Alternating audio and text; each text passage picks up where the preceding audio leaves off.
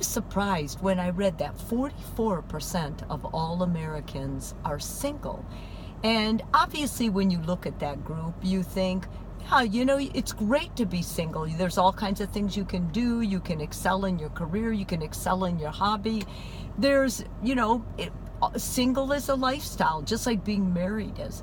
But when I talk to single people, many of them want to get married. And as I listen to them, I say, well, why do you think you're not? Oh, I don't know. There's just no more good guys, or there's no more good ladies. I'm probably too old-fashioned, or, they're not tall enough, or they don't look the part, or, they come from this home. They're never going to do this. They're this, they're that. There's a lot of shortcomings. And then when I start exploring more with many of these people, they go on to tell me that, I think what's happened is I'm looking for someone to fit into my life. And I don't want to make a lot of accommodations. Like, if we can't get along, if they don't fit, then it's not going to work. Well, if you have that attitude, let me tell you right now, it won't work. Because basically, if you're going to decide to be with someone, you have to make a space for them. And since one of the biggest reasons you can't make a space is because you become a little bit jaded or cynical about ever finding a possible person that you would settle down with, it just becomes a vicious cycle, and you become more bitter, maybe even more cynical. And instead of doing what you should do so that you don't take that cynicism or bitterness or sarcasm into your heart, and God forbid if you do go on a date, then pass that on to them. So I'm going to tell you some things that will help you, if you practice, start minimizing cynicism and keeping your mind open to possible growth in the area of a relationship. The first thing is broaden your horizon. Yes, you may have specific things, but really, when you think about it and you travel the world, you realize, if they're shorter than I am, or they've got a look that I really don't like, that's not going to do anything. And people will always say, yeah, but I have to be attracted to him.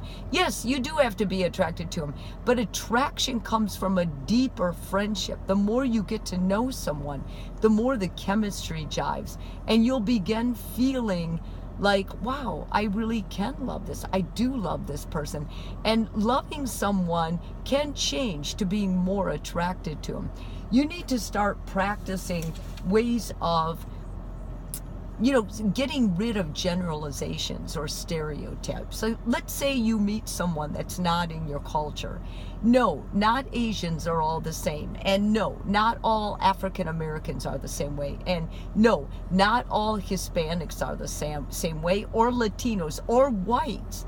So if you grew up with a bigoted family or a prejudiced family, I'm asking you to kind of get away from that, because your person that you should end up with may be a different color, a different creed, a different religion than you ever imagined yourself from being able to live with. Start thinking more about what your interests are, and look for those when you go out. And not only people that are interested in the same thing, but people who have a passion and are able to stand alone and explore what they're interested in without making you go with them. Now that's a value thing. That's something important to look at. Do you have enough space?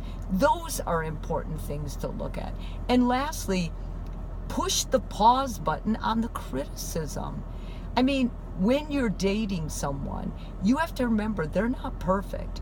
And to expect someone to come into your life and live with you without any baggage is just magical thinking, because you have baggage. I have baggage. Everybody has baggage. So when you push the criticism button and you say to yourself, okay, I'm not going in that circle. I'm going to look for what's good with this person. I'm not telling you to settle when you're dating. I don't want you to do that.